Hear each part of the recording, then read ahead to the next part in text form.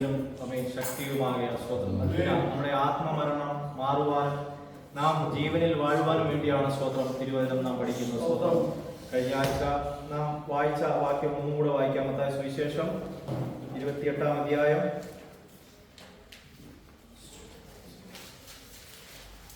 വാക്യം വരുന്നു.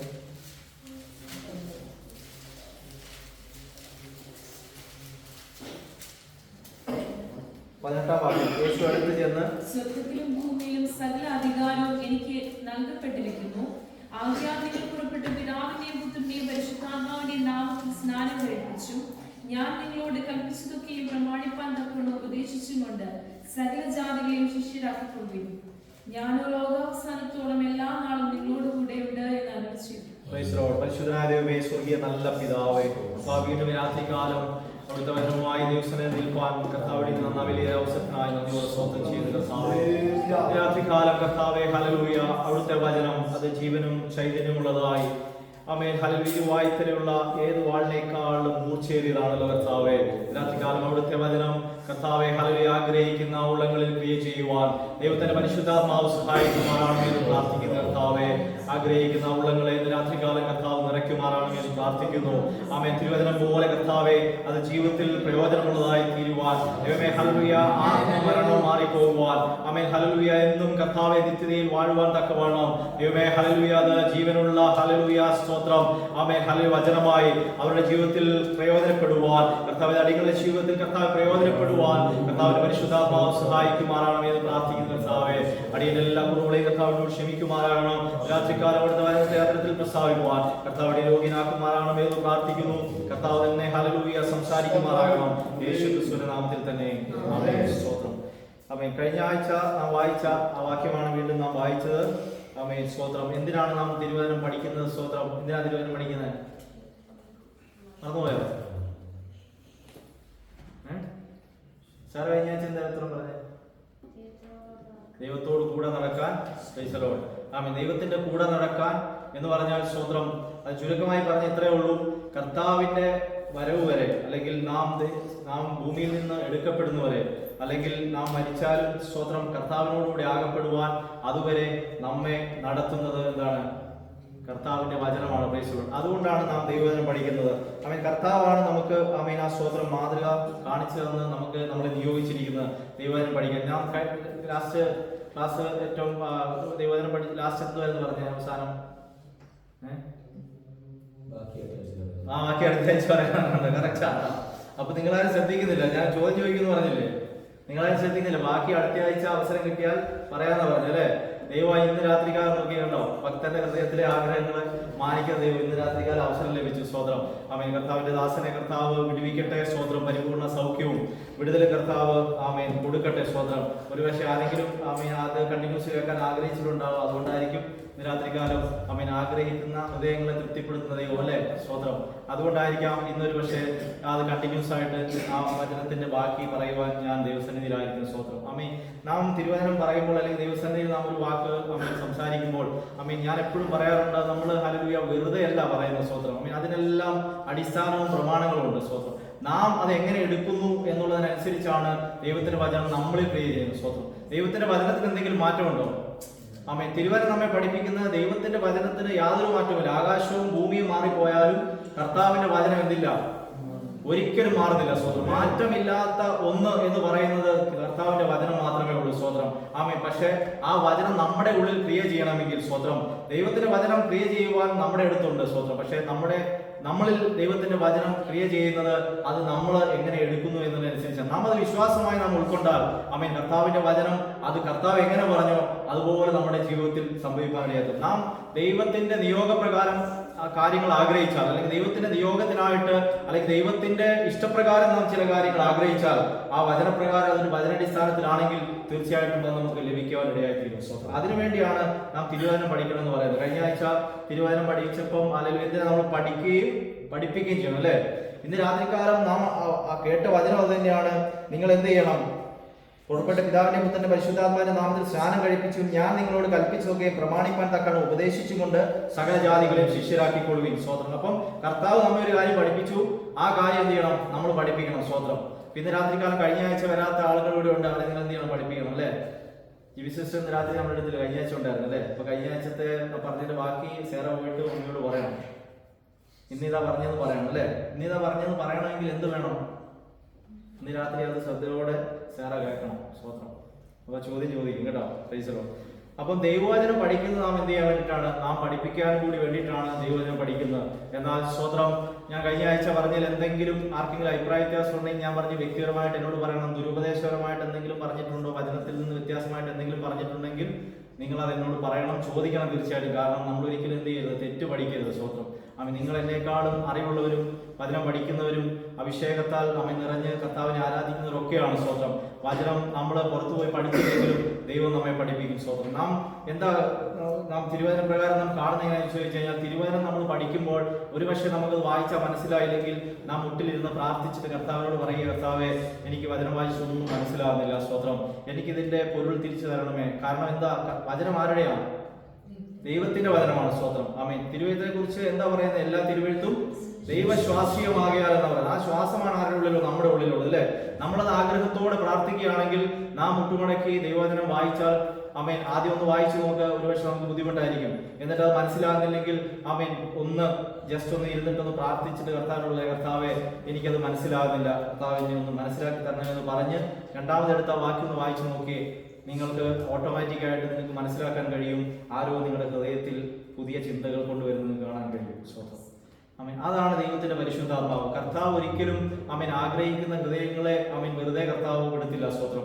ആഗ്രഹത്തോടെ നമ്മൾ പഠിക്കണമെന്ന് ആഗ്രഹിച്ച് തിരുവചനം വായിച്ചാൽ വേറെ ഒരു സ്ഥലത്ത് പോയി പഠിക്കാൻ നമുക്ക് സാഹചര്യം ഇല്ലെങ്കിലും കർത്താവ് നമ്മെ വചനം പഠിപ്പിക്കും. സ്വന്തം. അതിന്റെ പൊരുള് കർത്താവ് നമ്മളെ അറിയിച്ചു തരും. സ്വന്തം. ഞാൻ കഴിഞ്ഞ ആഴ്ച പറഞ്ഞു, നമ്മള് സഭായോഗമാണ് എല്ലാവരും പ്രധാനമായിട്ട് കാണുന്നത് അല്ലെ?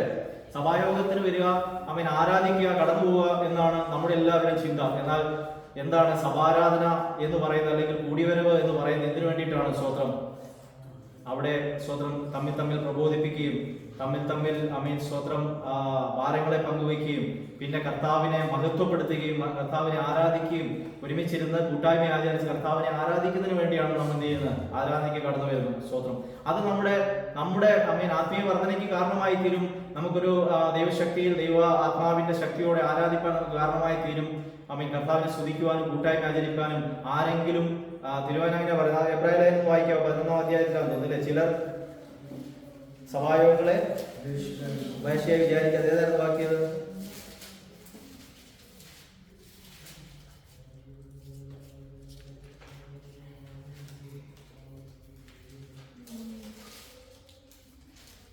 എബ്രായർ 10:21. തമ്മിൽ പ്രബോധിപ്പിച്ചുകൊണ്ട് സ്നേഹത്തിനും സൽപ്രവൃത്തികൾക്കും ഉത്സാഹം വർദ്ധിപ്പിക്കുവാൻ അന്യോന്യം സൂക്ഷിച്ചുകൊള്ളുക. നാം സമീപിക്കുന്നത് കാണും തോറും അത് അധികമായി ചെയ്യേണ്ടതാവുന്നു. അപ്പൊ നമ്മൾ സഭായോഗങ്ങളിൽ എന്ത് ചെയ്യും? ഉപാശയായിട്ട് വിചാരിക്കണം. നമ്മൾ സഭായോഗം കൂടി വരുമ്പോൾ എന്താണ് അവിടെ ഉണ്ടാകേണ്ടത് ചോദിച്ചു കഴിഞ്ഞാൽ എന്താ ഉണ്ടാകേണ്ടത്? 24 തമ്മിൽ പ്രബോധിപ്പിച്ചും കൊണ്ട് സ്നേഹത്തിനും സൽപ്രവൃത്തികൾക്കും ഉത്സാഹം വർദ്ധിപ്പാൻ അന്യോന്യം സൂക്ഷിച്ചോളൂ. അപ്പൊ നമ്മൾ സഭായോഗത്തിന് കൂടി വരുന്നത് എന്തിനാണ്? സ്വത്രം. തമ്മിൽ പ്രബോധിപ്പിക്കുന്നതിന് വേണ്ടിയാണ്. കാരണം നമ്മൾ പലയിടങ്ങളിലായിരിക്കുന്നു, പല ജോലിയിലായിരിക്കുന്നു, നമുക്ക് പല ബുദ്ധിമുട്ടുകളുണ്ട്, പ്രയാസങ്ങളുണ്ട്, ഭാരങ്ങളുണ്ട്, പല സാഹചര്യങ്ങളിലുള്ള നമ്മൾ സഭായോഗത്തിന് കൂടി വരുമ്പോൾ എന്ത് വേണമെന്നറിയാമോ? സ്വത്രം. തമ്മിൽ പ്രബോധിപ്പിക്കണം. ഒരാളുടെ വിഷയം മറ്റൊരാളുമായിട്ട് ഷെയർ ചെയ്യണം. എന്നിട്ട് അവരുടെ വിഷയങ്ങൾ ഓർത്ത് പ്രാർത്ഥിക്കണം. അവരോട് ആശ്വാസവാക്കുകൾ പറയണം. ആമേൻ. സ്വത്രം. എന്നിട്ട് അവരോട് എന്ത് ചെയ്യണം? സ്നേഹം കാണിക്കണം. അത് മാത്രമല്ല, നിങ്ങൾക്ക് സൽപ്രവൃത്തി ചെയ്യാൻ പറ്റുമെങ്കിൽ എന്ത് ചെയ്യണം? നിങ്ങൾക്ക് അവരെ സഹായിക്കാൻ പറ്റുമെങ്കിൽ നിങ്ങൾ സഹായിക്കണം. അതിനായി കൂടിയവരവ് നമ്മൾ അല്ലാത്ത സമയങ്ങളിൽ നമ്മൾ കാണുന്നില്ല. നമ്മൾ പല മേഖലയിലായിരിക്കുന്നു, പല സാഹചര്യത്തിലായിരിക്കുന്നു, പല തിരക്കിലായിരിക്കുന്നു. എന്നാൽ കൂടി വരുമ്പോൾ നമ്മൾ തമ്മിൽ കാണുമ്പോൾ കെട്ടിപ്പിടിച്ച് പഴയ വിശ്വാസികൾ എങ്ങനെയാണ് കാണുമ്പോൾ കെട്ടിപ്പിടിച്ച് മാറാനാഥ എന്ന് പറഞ്ഞുകൊണ്ട് കെട്ടിപ്പിടിച്ചുകൊണ്ടാണ് അവർ വെൽക്കം ചെയ്യുന്നത്. അപ്പോൾ അന്യോന്യം അവരുടെ ഭാരങ്ങൾ പങ്കിടുകയും സന്തോഷം പങ്കിടുകയും ആ സ്നേഹം തമ്മിൽ വർദ്ധിക്കുന്നതിന് വേണ്ടിയാണ് സഭായോഗം കൂടി വരുന്നത്. സ്വത്രം. എന്നാൽ ഇന്ന് അത് ഹല്ലേലൂയ സഭകളിൽ കുറഞ്ഞു പോയിക്കൊണ്ടിരിക്കുന്നതാണ് സഭയുടെ എല്ലാം തകർച്ചകൾക്ക് കാരണം.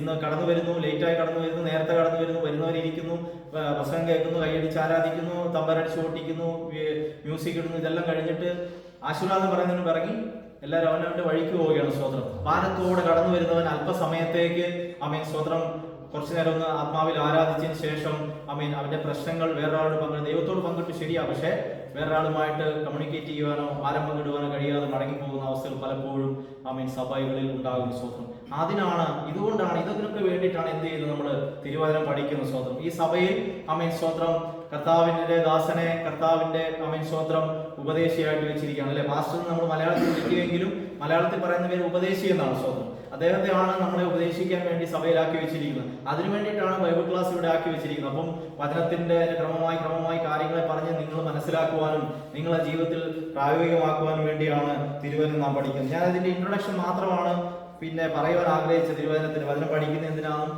പഠിപ്പിക്കുന്ന എന്തിനാണെന്നും പറയാൻ വേണ്ടിയാണ് ഞാൻ ആഗ്രഹിക്കുന്നത്. ബാക്കിയുള്ള ബൈബിൾ ക്ലാസ്സുകളെല്ലാം കർത്താവിന്റെ ദാസനായിരിക്കും ഇവിടെ എടുക്കുന്നത്. സ്വന്തം അതാണ് ഞാൻ പറഞ്ഞു വന്നത്. അപ്പം മത്തായിയുടെ സുവിശേഷം തന്നെ നാം വായിക്കുമ്പോൾ അതിനകത്ത് സ്റ്റാർട്ടിങ്ങിൽ നാം കാണുന്നത് കർത്താവ് സ്നാനപ്പെട്ടു, കർത്താവിന് അത് ആവശ്യമായിരുന്നു. ഇത് കഴിഞ്ഞതിന് ശേഷം ആദ്യത്തെ ശുശ്രൂഷ കർത്താവ് തുടങ്ങുന്നത് എന്താണ്? പിന്നെ 4:23 കാണുന്ന പിന്നെ യേശു ഗലീലയിലൊക്കെയും ചുറ്റി സഞ്ചരിച്ചുകൊണ്ട് അവരുടെ പള്ളികളിൽ ഉപദേശിക്കുകയും രാജ്യത്തിന്റെ സുവിശേഷം പ്രസംഗിക്കുകയും ജനത്തിലുള്ള സകല ദീനത്തെയും വ്യാധികളെയും ഒക്കെ മാറ്റുകയും ചെയ്തു. സ്വന്തം. അപ്പം ഞാൻ ഓടിച്ച് പോവാ, ഒത്തിരി വചനങ്ങൾ വായിക്കാനുണ്ട്, ജസ്റ്റ് ഓടിച്ച് ഞാൻ പോവാണ്.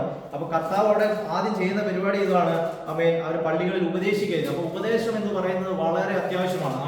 ഉപദേശം കേൾക്കാതെ നമുക്ക് എങ്ങനെ കാര്യങ്ങൾ മനസ്സിലാക്കാൻ പറ്റും? നാം ഉപദേശം കേട്ടാൽ മാത്രമേ മനസ്സിലാക്കാം. അത് കഴിഞ്ഞിട്ട് 5-ാം വാക്യം തുടങ്ങുന്ന പുരുഷാരത്തെ കണ്ടാറെ മലമേൽ കയറി എന്നിട്ട് ഇങ്ങനെ പ്രസംഗിക്കുകയാണ്. സ്വതന്ത്രം എന്താ? ആദ്യം പഴയ നിയമം മുതലുള്ള കാര്യങ്ങൾ അതിൻ്റെ അകത്ത് പ്രസംഗിക്കുന്നു. പഴയ നിയമം മുതലുള്ള കാര്യങ്ങൾ പ്രസംഗിച്ച് 5-ാം അധ്യായം വരെ 5-ാം അധ്യായം 1 മുതൽ സ്റ്റാർട്ട് ചെയ്തിട്ട് 7-ാം അധ്യായം വരെ നാം കാണുന്നത് തിരുവചനം പ്രസംഗിക്കുന്നതാണ് അല്ലെ. 7-ാം അധ്യായം വരെ ആ തിരുവചനം പ്രസംഗിച്ച് ഓരോരോ കാര്യങ്ങളെ പൊരുതിരിച്ചു കൊടുത്ത് അവരോട് വ്യക്തമായിട്ട് സംസാരിക്കുകയാണ്. ഞാൻ പഴയ നിയമത്തെ നീക്കാനല്ല വന്നത്, അതൊന്നും കൂടെ ഉറപ്പിക്കാനാണ്. പഴയത് ഇങ്ങനെ പറയുന്നു, എന്നാൽ പുതിയത് ഇങ്ങനെയല്ല. സ്തോത്രം. കുറച്ചും കൂടെ എന്താണ് കട്ടിയായിട്ടുള്ള കാര്യങ്ങളാണ് കർത്താവിനെ പറഞ്ഞു പഠിപ്പിക്കുന്ന. സ്തോത്രം. എന്നിട്ട് 7-ന്റെ 20-ലെത്തിയപ്പോൾ കർത്താവ് ഇങ്ങനെ പറയാണ്, ആകയാൽ തിരിച്ചറിയും, എന്നോട് കർത്താവേ കർത്താവേ എന്ന് പറയുന്ന ഏവനുമല്ല സ്വർഗസ്നായ എന്റെ പിതാവിന്റെ ഇഷ്ടം ചെയ്യുന്നിടത്തെ സ്വർഗരാജ്യത്തിൽ കടക്കുന്നത്. കർത്താവേ, നിന്റെ നാമത്തിൽ ഞങ്ങൾ പ്രവചിക്കുകയും നിന്റെ നാമത്തിൽ ഞങ്ങൾ ഭൂതങ്ങളെ പുറത്താക്കുകയും നിന്റെ നാമത്തിൽ വളരെ വീരപ്രവർത്തികൾ പ്രവർത്തിക്കുകയും ചെയ്തില്ലയോ എന്ന് പലരും പറയും. അന്നാളിൽ എന്നോട് പറയും, അന്ന് ഞാൻ അവരോട്, ഞാൻ ഒരു നാളും നിങ്ങളെ അറിഞ്ഞിട്ടില്ല, അധർമ്മം പ്രവർത്തിക്കുന്നവരെ എന്നെ വിട്ടു പോകുവിൻ എന്ന് തീർത്തു പറയും. ആകയാൽ എന്റെ ഈ വചനങ്ങളെ കേട്ട് ചെയ്യുന്നവനൊക്കെയും പാറമേൽ വീട് പണിത ബുദ്ധിയുള്ള മനുഷ്യനോട് തുല്യനാകുന്നു എന്ന് പറഞ്ഞിട്ട് അങ്ങനെ അത് നിങ്ങൾക്ക് അറിയാവുന്നതുകൊണ്ട് ഞാൻ പറയുന്നില്ല. സമയം ഇങ്ങനെ പോയിക്കൊണ്ടിരിക്കുക. സോദരൻ ഇപ്പോഴും ഇൻട്രൊഡക്ഷനിലേക്കാണ് പോയിക്കൊണ്ടിരിക്കുന്നത്. കർത്താവ് നോക്കിയേ പറഞ്ഞിട്ട് അവസാനം പറയുന്ന കാര്യം ഇതാണ്, നിങ്ങൾക്ക് ഒരുപാട് ശുശ്രൂഷ ഞാൻ ഏൽപ്പിച്ചിട്ടുണ്ടാവും. അതിന്റെ പുറകിലേക്ക് കുറച്ച് ശുശ്രൂഷകളൊക്കെ ഏൽപ്പിച്ചിട്ടുണ്ടാവും. നിങ്ങൾ കുറെ ശുശ്രൂഷയൊക്കെ ചെയ്തിട്ടുണ്ടാവും. പക്ഷെ ഏറ്റവും അവസാനമായിട്ട് എനിക്ക് നിങ്ങളോട് പറയാനുള്ളത്, എന്റെ ഇഷ്ടം ചെയ്യുന്നവരാണ് എന്ത് ചെയ്യുന്നത്? സ്വർഗരാജ്യത്തിൽ കടക്കുകയുള്ളൂ. അപ്പൊ ഇഷ്ടം ചെയ്യണമെങ്കിൽ കർത്താവിന്റെ ഇഷ്ടം എന്താണെന്ന് നമ്മൾ അറിയണം അല്ലെ. നമ്മൾ ഞായറാഴ്ച ഒരു ദിവസം അല്ലെങ്കിൽ ശനിയാഴ്ച വൈകിട്ട് ഒരു ദിവസം ദേവാലയത്തിൽ വന്ന് കർത്താവിനെ ആരാധിച്ച് കർത്താവിനെ സ്തുതിച്ച് ആരാധന എന്താ ചെയ്യുന്നത്? നമ്മൾ കർത്താവിനെ മഹത്വപ്പെടുത്തിയത്, കർത്താവിനെ സ്തുതിക്കുകയായിരുന്നു. നമ്മുടെ ജീവിതത്തിൽ കർത്താവ് ചെയ്ത ഉപകാരങ്ങളെ, ദൈവം ചെയ്ത നന്മകളെ ഓർത്ത് കർത്താവ് വിടുവിച്ച വിടുതലുകളെ ഓർത്ത് കർത്താവിനെ സ്തുതിക്കുകയും ആരാധിക്കുകയും ചെയ്തിട്ട് നാം മടങ്ങിപ്പോയാൽ സ്തോത്രം, കർത്താവിന്റെ തിരുവചനം നാം പഠിക്കുന്നില്ലെങ്കിൽ അവന്റെ ഇഷ്ടം നാം അറിയുന്നില്ലെങ്കിൽ അത് പ്രവർത്തിക്കുവാൻ നമുക്ക് സാധ്യമല്ല. സ്തോത്രം. അതുകൊണ്ട് നാം എന്ത് ചെയ്യണം? ആ ഉപദേശം പഠിക്കണം. അത് കഴിഞ്ഞിട്ട് നോക്കിയേ 7-ാം അധ്യായം കഴിഞ്ഞു. പിന്നെ 8-ലേക്ക് കടക്കുമ്പോൾ പിന്നെ അത് കഴിഞ്ഞിട്ട് ആളുകളെല്ലാം ഓരോ കാര്യങ്ങളെല്ലാം ചുമതലപ്പെടുത്തി ഇങ്ങനെ പോവുകയാണെങ്കിൽ കുറെ അതിനകത്ത് വായിക്കാനുണ്ടെങ്കിലും സമയം പെട്ടെന്ന് പോയതുകൊണ്ട് ഞാൻ പിന്നെയും സ്പീഡിൽ മുന്നോട്ട് പോവുകയാണ്. 13-ാം അധ്യായത്തിലേക്ക് വരുമ്പോഴാണ് വീണ്ടും യേശു വീട്ടിൽ നിന്ന് പുറപ്പെട്ട് കടലിനരികെയിരുന്നു. വളരെ പുരുഷാരം അവന്റെ അടുക്കൽ വന്നുകൂടുകൊണ്ട് അവൻ പടകിലിരുന്നു. പുരുഷാരം എല്ലാവരും കരയിലിരുന്നു. അവൻ അവരെ പലതും ഉപമകളായി പ്രസ്താവിച്ചെന്നാൽ, വിതയ്ക്കുന്നവൻ വിതയ്ക്കാൻ പുറപ്പെട്ടു. വിതയ്ക്കുമ്പോൾ ചിലത് വഴിയരികെ വീണു. പറവകൾ വന്ന് അത് തിന്നുകളഞ്ഞു. ചിലത് പാറസ്ഥലത്ത് വീണു. ഏറെ മണ്ണില്ലായാൽ താഴ്ചയിലായ ഉഷ്ണത്തിൽ ഒന്ന് വായിച്ചത്. സ്തോത്രം. മറ്റു ചിലത് മുള്ളിനിടയിൽ വീണു. മുള്ളു മുളച്ചു വളർന്ന് അതിനെ നീക്കിക്കളഞ്ഞു. മറ്റു ചിലത് നല്ല നിലത്ത് വീണു 100, 60, 30 മേനിയായി വിളഞ്ഞു. ചെവിയുള്ളവൻ കേൾക്കട്ടെ. ഓക്കെ, 13-ാം അധ്യായം വരെ പല കാര്യങ്ങൾ പഠിപ്പിച്ചിട്ട് ആമേൻ സ്തോത്രം ഉപദേശങ്ങളെല്ലാം പഠിപ്പിച്ച് 7-ാം അധ്യായത്തിലേക്ക് വന്നപ്പോൾ കുറെ ഉപദേശങ്ങളും കാര്യങ്ങളെല്ലാം പഠിച്ച് അവരെ ശുശ്രൂഷയ്ക്കും വിട്ട് ആമേൻ ശുശ്രൂഷയ്ക്കും ഏൽപ്പിച്ചു കൊടുത്തതിന് ശേഷം പിന്നെ കർത്താവ് വന്നിട്ട് അവരോട് പിന്നെ ഉപമകളായിട്ട് പറയണം. അതുവരെ നല്ല സ്ട്രെയിറ്റ് ആയിട്ട് കാര്യങ്ങൾ പറഞ്ഞില്ലേ, മലമേൽ കയറിയത് വളരെ സ്ട്രെയിറ്റ് ആയിട്ട് കാര്യങ്ങൾ പറഞ്ഞതിന് ശേഷം പിന്നെ പറയുന്നത് സ്വർഗരാജ്യത്തിന്റെ മർമ്മങ്ങളും വചനത്തിന്റെ മർമ്മങ്ങളും ഉപമകളായിട്ട് കർത്താവോട് പറയുകയാണ് സ്തോത്രം. എന്നിട്ട് അവർക്കൊന്നും മനസ്സിലായില്ല. താഴോട്ട് പോയിട്ട് പിന്നെ ചോദിക്കാൻ ശിഷ്യന്മാർ അടുക്കുന്ന അവരോട് എന്ത് ഉപമകളായി സംസാരിച്ചത് അവരോട് ചോദിച്ചു അല്ലേ. അത് കഴിഞ്ഞിട്ട് പിന്നെ അങ്ങോട്ട് വരുമ്പം കർത്താവ് പറയുന്നത് വചനത്തിന്റെ മർമ്മങ്ങളെ അറിയാൻ നിങ്ങൾക്ക് വരം ലഭിച്ചിരിക്കുന്നു, അവർക്കോ ലഭിച്ചിട്ടില്ല. അപ്പൊ സ്തോത്രം, ഞാൻ നേരത്തെ പറഞ്ഞതുപോലെ അവൻ അനേകരോട് വചനം പറയുന്നുണ്ടെങ്കിലും അനേകർ വചനം കേൾക്കുന്നുണ്ടെങ്കിലും അവൻ തന്റെ കൂടെ നടക്കുന്നവരെ തന്റെ ശിഷ്യന്മാരെ ചേർത്ത് നിർത്തിയിട്ട് കർത്താവ് അവർക്ക് വചനത്തെ അവൻ സ്തോത്രം വിവരിച്ചു കൊടുക്കുകയാണ് സ്തോത്രം. അവരോട് വളരെ സ്പഷ്ടമായിട്ട് അതിന്റെ അർത്ഥം പറഞ്ഞു കൊടുക്കുക സ്തോത്രം. നിങ്ങൾ ആ വചനം ശ്രദ്ധയോടെ വായിച്ചിട്ടുണ്ടോ സ്തോത്രം? നല്ല നിലത്ത് വീണ വിത്ത് അല്ലേ. വിതയ്ക്കുമ്പോൾ ചിലത് വഴിയരികെ വീണു, പറവകൾ വന്ന് അത് തിന്നു കളഞ്ഞു. ചിലത് പാറസ്ഥലത്ത് ഏറെ മണ്ണില്ലാത്തയിടത്ത് വീണു, മണ്ണിന് താഴ്ചയില്ലായകാൽ ക്ഷണത്തിൽ മുളച്ചു വന്നു. സൂര്യൻ ഉദിച്ചാലെ അത് വായിക്കാൻ സമയമില്ലാത്തതുകൊണ്ട് ഞാൻ പഠിച്ചു പോവാണ്. നമുക്ക് അറിയാവുന്ന കാര്യങ്ങളാണ്. ചിലത് വഴിയരികെ വീണു, മുള്ളിനിടയിൽ വീണു. നമ്മുടേതായ ഒത്തിരി ഒരു പ്രസംഗ വിഷയമായിട്ട് ആൾക്കാർ പ്രസംഗിക്കുന്നതാണ്. ഞാൻ അതിനെക്കുറിച്ച് വിശദമായിട്ട് സംസാരിക്കുന്ന സമയം ഏകദേശം തീരാൻ പോവാണ്. ഞാൻ പറഞ്ഞു വരുന്നത് സ്തോത്രം, അതിന്റെ അവസാനത്തെ വാക്യത്തിൽ ഇങ്ങനെ പറയുന്നു, ആമേൻ, നല്ല നിലത്ത് വിതയ്ക്കപ്പെട്ടത് ഒരുത്തൻ വചനം കേട്ട് ഗ്രഹിക്കുന്നതാകുന്നു അല്ലെ. അത് വിളഞ്ഞ് 100, 60, 30 മേനി 30 മേനി നൽകുന്നു അല്ലെ. 100, 60, 30 മേനി നൽകുന്നു. അത് എങ്ങനെയുള്ള വചനമാ? നല്ല നിലത്ത് വിതയ്ക്കപ്പെട്ട വചനം അല്ലെ. സ്തോത്രം, നിങ്ങൾ ഇത് വേറെ എവിടെയും കണ്ടിട്ടുണ്ടോ ഈ വചനം? വേറെ ഏതെങ്കിലും സുവിശേഷത്തിൽ കണ്ടിട്ടുണ്ടോ? ഉണ്ടോ?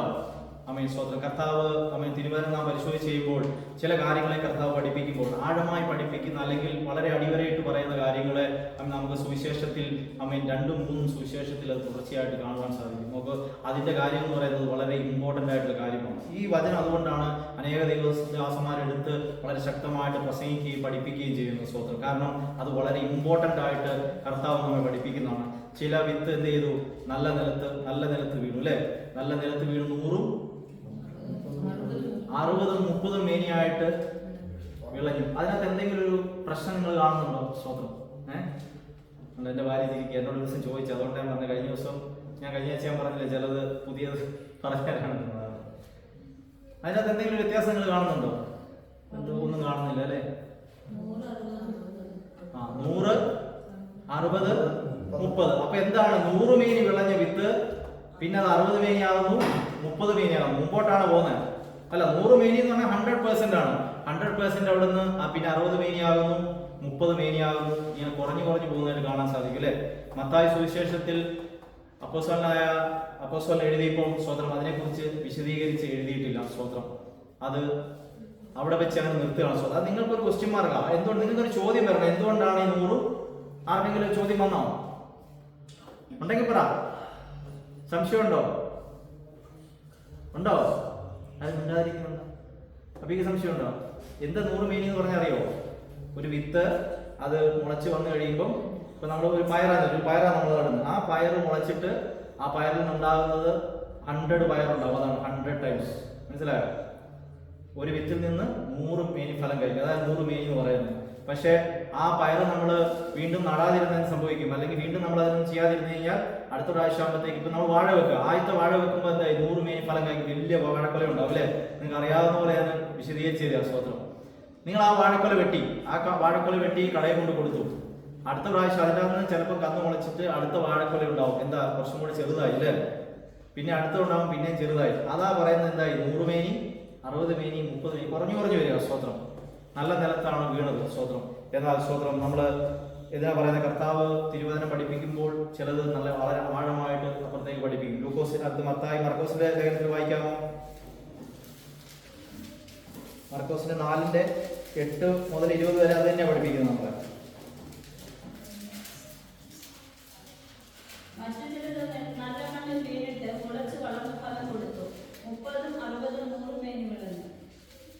ഓക്കെ, അവിടെ എന്താ വ്യത്യാസം കാണുന്നുണ്ടോ?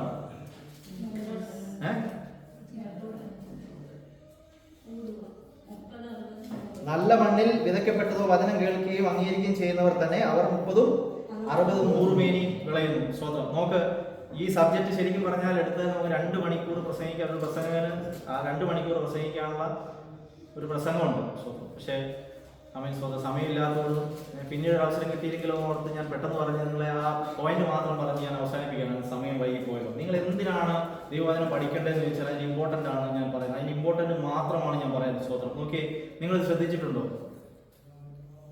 കേട്ടിട്ടുണ്ടോ? എന്താ അതിൻ്റെ അകത്ത് വ്യത്യാസം? തിരുവചനം വായിച്ചിട്ട് അത് ആഴത്തിൽ ഒന്നും കൂടെ വായിക്കണം. സ്തോത്രം.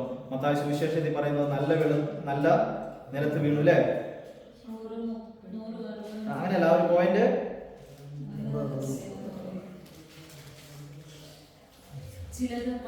നല്ല നിലത്ത് വിതയ്ക്കപ്പെട്ട ഒരുത്തൻ വചനം കേട്ട് ഗ്രഹിക്കുന്നതാകുന്നു. സ്തോത്രം. ആമേൻ. തിരുവചനം ഇന്ന് രാത്രികാലത്ത് നിങ്ങൾ കേൾക്കുമ്പോൾ, അല്ലെങ്കിൽ ഞാൻ കേൾക്കുമ്പോൾ, നമ്മൾ കേൾക്കുമ്പോൾ അത് നല്ല നിലത്ത് വീണു അല്ലേ എന്ന് പറഞ്ഞാൽ നമ്മളത് ഗ്രഹിച്ചു അല്ലേ?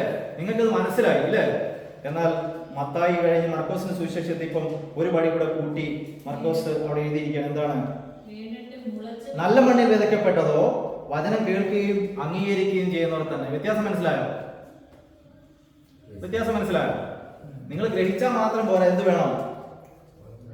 അത് അംഗീകരിക്കുകയും ചെയ്യണം. അപ്പോഴാണ് നിങ്ങൾ അത് എന്ത് ചെയ്യുന്നത്? ഫലം കായ്ക്കുന്നത്. അപ്പൊ ആദ്യം എന്തുണ്ടാവും? 30 മേനി ആയിരിക്കും ഫലം ഉണ്ടാവുള്ളൂ. നിങ്ങൾ അത് എന്ത് ചെയ്തു? കേട്ടു അല്ലേ? ദൈവവചനം കേട്ടു, ഗ്രഹിച്ചു. അടുത്ത് നിങ്ങൾ അംഗീകരിക്കാൻ തുടങ്ങുമ്പോൾ എന്തായി? നിങ്ങളുടെ ഫലം മുകളിലേക്ക് വരും. എന്നിട്ട് എന്താവും? പിന്നെ അത് 60 മേനിയാവും. അതുകൊണ്ടാണ് ഞാൻ പറഞ്ഞത്, നമ്മുടെ രക്ഷ ഒരിക്കലും ഒറ്റ രക്ഷിക്കപ്പെടൽ കൊണ്ടോ ഒരു ശാനപ്പെടൽ കൊണ്ടോ ഒരു അഭിഷേകം പ്രാപിക്കുന്നതുകൊണ്ടോ അവിടെ പൂർണ്ണമാകുന്നില്ല. സ്വന്തം നാം ഫലം കായ്ച്ചുകൊണ്ടേയിരിക്കണം. നാം 100 മേനിയിൽ നിന്നാൽ മാത്രമേ കർത്താവിന്റെ വരയിൽ നാം എടുക്കപ്പെടത്തുള്ളൂ. സ്തോത്രം. ഇവിടെ എങ്ങനെ പറയുന്നത്? 30, 60, 100 മേനിയായിട്ട് വിളഞ്ഞു വരികയാണ്. സ്തോത്രം. അപ്പൊ നിങ്ങൾ എന്ത് ചെയ്യണം? ദൈവത്തിന്റെ വചനം അംഗീകരിക്കുന്നവരായി തീരണം. അംഗീകരിച്ചാൽ നിങ്ങളുടെ ജീവിതത്തിൽ നിങ്ങൾ അത് എന്ത് ചെയ്യും? പ്രാവർത്തികമാക്കുവാൻ തുടങ്ങും. സ്തോത്രം. ഇനി വേറെ സ്ഥലത്തും കൂടെ അത് കാണാം. ലൂക്കോസിന്റെ സുവിശേഷം 8:15 മുതൽ വായിക്കാം. ലൂക്കോസിന്റെ സുവിശേഷം. നല്ല മണ്ണിലുള്ളതോ വചനം കേട്ട് ഗുണമുള്ള നല്ല ഹൃദയത്തിൽ സംഗ്രഹിച്ച് ക്ഷമയോടെ ഫലം കൊടുക്കുന്നവർ. മതി 15-ാം വാക്യം. കാരണം മുകളിലേക്ക് അതിന്റെ നേരത്തെ നമ്മൾ കേട്ട പോലെ റിപ്പീറ്റ് കാര്യങ്ങളാണ്, കർത്താവ് പറയുന്ന കാര്യങ്ങളാണ് അപ്പോസ്തലനായ ലൂക്കോസും അവിടെ എഴുതി വെച്ചിരിക്കുന്നത്. പക്ഷെ വേറൊരു കാര്യം പ്രത്യേകമായിട്ട് ലൂക്കോസ് അവിടെ എഴുതി വെച്ചിരിക്കുകയാണ്. സ്തോത്രം. നല്ല മണ്ണിൽ ഉള്ളതോ വചനം കേട്ടു. ആദ്യം എന്ത് ചെയ്തു? കേട്ടു. ഗുണമുള്ള നല്ല ഹൃദയത്തിൽ എന്ത് ചെയ്തു? സംക്രമിച്ചു. അടുത്ത എന്താ അറിയുമോ? ക്ഷമയോടെ ഫലം കൊടുക്കുന്നവർ തന്നെ. നോക്ക്, ആമേൻ. ഇവിടെ കൊണ്ടാണ് ആ വചനം എന്ത് ചെയ്യുന്നത്? പൂർത്തിയാകുന്നത്. കർത്താവ് പറഞ്ഞ ഉപമ പൂർത്തിയാകുന്നത് ശരിക്കും ലൂക്കോസിന്റെ സുവിശേഷം അതിന്റെ 8-ാം അധ്യായം 15-ാം വാക്യത്തിൽ എത്തിയപ്പോഴാണ്. സ്തോത്രം. കണ്ടോ? തിരുവചനം പഠിക്കേണ്ടത് നമ്മൾ ഇങ്ങനെയാണ് തിരുവചനം പഠിക്കേണ്ടത്. പഠിക്കുമ്പോൾ നമുക്ക് സംശയങ്ങൾ തോന്നും അല്ലേ? ചിലപ്പോൾ നമുക്ക് സംശയം തോന്നും. നമ്മളോട് തന്നെ ചോദിക്കും, ബുക്ക് മടക്കി വെക്കും, നമ്മുടെ പരിപാടി തീർന്നു അല്ലേ? പക്ഷേ ആ വചനം ആഴത്തിൽ വായിച്ചിട്ട് ദൈവത്തോട് പറയണം, കർത്താവെ എനിക്കിതൊന്ന് വെളിപ്പെടുത്തി തരണം. എന്താണ് അതിങ്ങനെ വ്യത്യാസം? നോക്കി, മത്തായി എഴുതിയപ്പോൾ ഒന്ന് വ്യത്യാസപ്പെട്ട് എഴുതിയിരിക്കുന്നു. 100, 30, 60, 30. പിന്നെ അവിടെ ചെന്നപ്പോൾ 30, 60, 100 ഇങ്ങനെ റിപ്പീറ്റ് കാണിച്ചിരിക്കുന്നു. ഇവിടെ വന്നപ്പോൾ ഒറ്റ കാര്യം എഴുതിയിട്ടുള്ളൂ. എന്താ എഴുതിയിരിക്കുന്നത്? 100 മേനി ഫലം കൊടുത്തു. നോക്കി, 8-ാമത്തെ വാക്യം ഇങ്ങനെ എഴുതിയിരിക്കും. ചിലത് നല്ല നിലത്ത് വീണു, 100 മേനി ഫലം കൊടുത്തു. കേൾപ്പാൻ ചെവിയുള്ളവൻ കേൾക്കട്ടെ എന്ന് കർത്താവ് വിളിച്ചു പറഞ്ഞു. സ്തോത്രം. ആമേൻ. ഇന്ന് രാത്രികാലം സ്തോത്രം. കഴിഞ്ഞ ആഴ്ച പറഞ്ഞ റിപ്പീറ്റ് അതിനകത്തോട്ട് ഒത്തിരി കാര്യങ്ങൾ ഉണ്ടായിരുന്നു. പക്ഷെ ഇന്നും സമയം അത്രയേ ഉള്ളൂ. നമ്മുടെ വെബ് ക്ലാസ്സിൽ അത്രയേ സമയം വരുന്നുള്ളല്ലോ.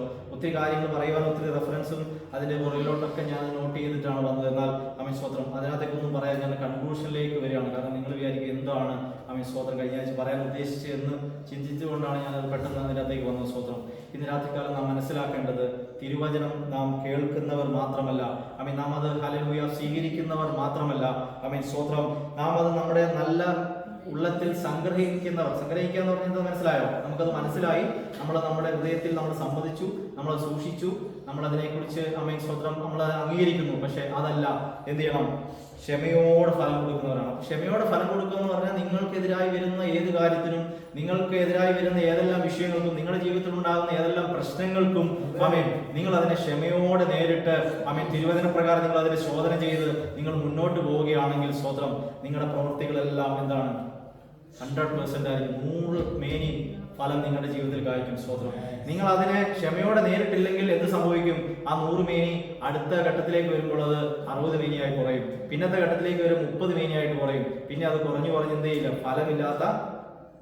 ഫലമില്ലാത്ത ഒരു വൃക്ഷമായി, അല്ലെങ്കിൽ ഫലമില്ല. നേരത്തെ ഞാൻ പറഞ്ഞാൽ വാഴയാണെങ്കിൽ വാഴ എന്താണോ അവസാനം വരുമ്പോൾ അത് എന്ത് ചെയ്യും? വെട്ടിക്കുട്ടി അടുത്ത മരത്തിന്റെ ചൂട്ടിലിടാനിടയായി തീരും. സ്തോത്രം. ആമേൻ. തിരുവചനം നാം പഠിക്കുന്നത് കർത്താവ് ഇങ്ങനെ നമ്മളെ പഠിപ്പിക്കുന്നു. സ്തോത്രം.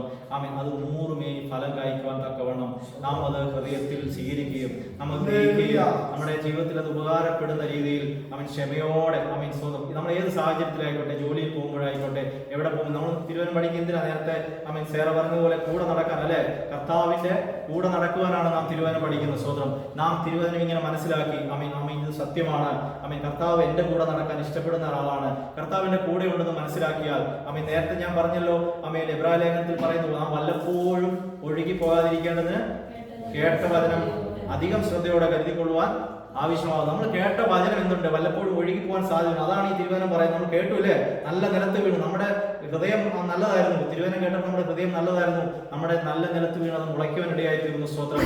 ആമേൻ. പക്ഷേ ആമേൻ നമ്മൾ പിന്നെ അതിൻ്റെ അകത്ത് തുടരാത്തത് കൊണ്ട്, അല്ലെങ്കിൽ ക്ഷമയോടെ നമ്മൾ അതിനെ ആമേൻ കൊണ്ടു നടക്കാത്തത് കൊണ്ട് നമ്മിൽ നിന്ന് അതെന്ത് ചെയ്തു? ഒഴുകിപ്പോയി, നഷ്ടപ്പെട്ടു. ആ നഷ്ടപ്പെട്ട സമയത്താണ് നമ്മൾ എന്ത് ചെയ്യുന്നത്? വീണു പോകുന്നത്. സ്തോത്രം. നമ്മുടെ ജീവിതത്തിൽ സംഭവിക്കുന്ന പരാജയങ്ങളും, നമ്മുടെ ജീവിതത്തിൽ ആത്മീയമായി സംഭവിക്കുന്ന പരാജയങ്ങളും, ആമേൻ ഹല്ലേലൂയ, അല്ലാതെയുള്ള നമ്മുടെ ജീവിതത്തിൽ സംഭവിക്കുന്ന പാപ സ്വഭാവങ്ങളും നമ്മുടെ ജീവിതത്തിൽ വന്ന് ചിലതൊക്കെ സംഭവിച്ചു പോയി കഴിഞ്ഞ ശേഷം ആമേൻ കർത്താവെ ജീവിതത്തിൽ വന്നുപോയി എന്ന് ആമേൻ നാം കർത്താവിനോട് ക്ഷമ പറഞ്ഞ് ഏറ്റുപറയേണ്ടി വരുന്നത് എന്തുകൊണ്ടാണ് ചോദിച്ചു കഴിഞ്ഞാൽ ആമേൻ സ്തോത്രം, നാം ക്ഷമയോടെ ആ തിരുവചനം നമ്മുടെ ഹൃദയത്തിൽ നമ്മളത് വീണ്ടും വീണ്ടും നമ്മളതിനെ ആമേൻ രൂപാന്തരപ്പെടുത്താത്തത് കൊണ്ടാണ്. സ്തോത്രം. ഇന്ന് രാത്രിക്കാലം നാം തിരുവചനം പഠിക്കുന്നത് എന്തിനു വേണ്ടിയായിരിക്കണം? നമ്മൾ 100 മേനി ഫലം കായ്ക്കേണ്ടതിനാണ്. അങ്ങനെയാണെങ്കിൽ നാം ഓരോ വചനവും പഠിച്ച് സ്തോത്രം നമ്മുടെ ഹൃദയത്തിൽ നമ്മൾ ക്ഷമയോടെ ആമേൻ, ഞാൻ പറഞ്ഞല്ലോ, നമ്മളൊരു പ്രശ്നത്തെ അഭിമുഖീകരിക്കുമ്പോൾ, നമ്മുടെ കാര്യത്തിന് പോകുമ്പോൾ കർത്താവെ അവിടുത്തെ വചനം ഇങ്ങനെ പറയുന്നു, ആമേൻ നിനക്ക് അസാധ്യമായ ഒരു കാര്യമില്ല. ഓക്കെ, കർത്താവിനോട് നമ്മൾ തിരിച്ചു പറയുകയാണ്, കർത്താവെ നിനക്ക് അസാധ്യമായ കാര്യമില്ല എന്ന് തിരുവചനം പറയുന്നു. അങ്ങനെയാണെങ്കിൽ എൻ്റെ ഈ കാര്യം എനിക്ക് അസാധ്യമല്ല. കാരണം ആമേൻ ഞാൻ വിശ്വസിക്കുന്ന നിന്നെയാണ്. ആമേൻ എൻ്റെ കൂടെയുള്ളത് ആരാണ്? സ്തോത്രം, കർത്താവാണ്. സ്തോത്രം. അബി എൻ്റെ കൂടെ ആമേൻ സൂപ്പർ മാർക്കറ്റിൽ വരുമ്പോൾ അബിയെ പേഴ്സ് എടുക്കാറുണ്ടോ? സേറ പപ്പയുടെ കൂടെ സൂപ്പർ മാർക്കറ്റിൽ പോകുമ്പോൾ പേഴ്സ് എടുക്കാറുണ്ടോ? ഇല്ല, പേഴ്സ് എടുക്കാറില്ല, കാശ് എടുക്കാറില്ല, ഒന്നുമില്ല. കാരണം എന്താ? സേറയുടെ കൂടെ പോകുന്നത് സേറയുടെ പപ്പയാണ്. പപ്പയുടെ അടുത്ത് എന്തുണ്ട്? കാർഡുണ്ട്, അല്ലേ, അതിനകത്ത് കാശുണ്ട്. ആവശ്യത്തിനുള്ള സാധനം പർച്ചേസ് ചെയ്യാം, പപ്പ കൊടുത്തോളും, അല്ലെ, അമ്മയാണെങ്കിൽ മമ്മി കൊടുത്തോളും. സ്തോത്രം. ഈ ധൈര്യമാണ് അവൻ കർത്താവായ ദൈവം യേശുക്രിസ്തു നമ്മുടെ കൂടെ ഉണ്ടെന്നുള്ള വിശ്വാസം. ഇത് നമ്മുടെ ജീവിതത്തിൽ എന്തുകൊണ്ട് പ്രായോഗികമായിട്ട് നടക്കുന്നില്ല? എന്തുകൊണ്ട് നമ്മുടെ ജീവിതത്തിൽ അത് 100 മേനി ഫലം കായ്ക്കുന്നില്ല?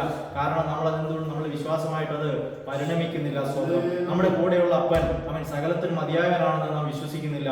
അങ്ങനെ വിശ്വസിച്ചാൽ അവൻ തനിയെ നാം ഒരു സ്ഥലത്ത് പോകുമ്പോഴും അവൻ നാം തനിയല്ല, നമ്മുടെ ഉള്ളിലൊരു ബലം വരും. സ്തോത്രം. അവൻ വലിയൊരു ബലം വരും. സ്തോത്രം. ഞാൻ എന്ത് കാര്യത്തിനാണ് പോകുന്നത്? എനിക്ക് ആ കാര്യം അസാധ്യമാണ്, പക്ഷേ ആമേൻ സർവശക്തനായവൻ എന്റെ കരം പിടിച്ചിട്ടുണ്ട്. സ്തോത്രം. സർവശക്തനായവന്റെ കൂടെയാണ് ഞാൻ കടന്നു പോകുന്നത്. സ്തോത്രം. അവൻ എന്റെ കാര്യം ചെയ്യും, നടത്തിത്തരും. സ്തോത്രം. എന്റെ കയ്യിൽ ഒന്നുമില്ല കർത്താവേ. സ്തോത്രം. ആമേൻ. സ്തോത്രം. എന്റെ കയ്യിൽ ഹല്ലേലൂയ മുന്നോട്ട് ആമേൻ എന്റെ കയ്യിൽ ആമേൻ ഒരു സാധ്യതയുമില്ല, എന്റെ കയ്യിൽ ഒന്നുമില്ല. എന്നാൽ സകലത്തിന്റെ നാഥനായ കർത്താവ് എന്റെ കൂടെയുണ്ട്. ആ കർത്താവിന്റെ കരം പിടിച്ചാണ് ഞാൻ യാത്ര ചെയ്യുന്നത് എന്നുള്ള ഉത്തമ ബോധ്യം ആമേൻ ആ നല്ല നിലത്ത് വീണ, ആ മണ്ണിൽ വീണ ആ വിത്ത് ഫലം കായ്ക്കുന്ന പോലെ ആ വചനം നമ്മുടെ ഉള്ളിലുണ്ടെങ്കിൽ, അത് ഫലം കായ്ക്കുന്നുണ്ടെങ്കിൽ, ക്ഷമയോടെ നാം വചനത്തെ സമീപിക്കുന്നുണ്ടെങ്കിൽ തീർച്ചയായിട്ടും നമ്മുടെ കാര്യം നടക്കുവാനിടയായി തീരും. സ്തോത്രം. Praise the Lord. രാത്രികാലം ആമേൻ നമ്മുടെ കണ്ണുകളെ അടയ്ക്കാം. സ്തോത്രം. തിരുവചനത്തിന് മുമ്പാകെ നമുക്ക് നമ്മെ തന്നെ സമർപ്പിക്കാം. ആമേൻ. സ്തോത്രം. നമുക്ക് വെറുതെ ഒരു വിശ്വാസിയായിട്ട് സ്തോത്രം ആമേൻ ഹല്ലേലൂയ എല്ലാവരും ഞായറാഴ്ച കടന്നു വരുന്നു, ആരാധിക്കുന്നു, പാട്ടുപാടുന്നു, ആമേൻ ആരാധിക്കുന്നു, കടന്നു പോകുന്നു, ഇങ്ങനെയല്ല നമുക്ക് വേണ്ടത്. സ്തോത്രം. ആമേൻ ദൈവത്തിന്റെ വചനം സത്യമാണ്. ആമേൻ തിരുവചനം പറയുന്നു ആദ്യം വചനം ഉണ്ടായിരുന്നു, വചനം ദൈവത്തോടു കൂടിയായിരുന്നു. ആ വചനമാണ് ക്രിസ്തുവായിട്ട് ഈ ഭൂമിയിൽ വന്നത്. ആ വചനമാണ് പരിശുദ്ധാത്മാവായിട്ട് നമ്മുടെ കൂടെയുള്ളത്. സ്തോത്രം. ആമേൻ ദൈവത്തിന് അസാധ്യമായ ഒരു കാര്യമില്ല. വേറൊരാൾ നമ്മളോട് അവൻ സംശയമായിട്ട് ഒരു കാര്യങ്ങൾ ചോദിക്കാൻ വരുമ്പം അവൻ അവരോട് പറയണം, നിനക്ക് സംശയം ഉണ്ടാവും, പക്ഷേ ഞാൻ വിശ്വസിക്കുന്ന ദൈവത്തിൽ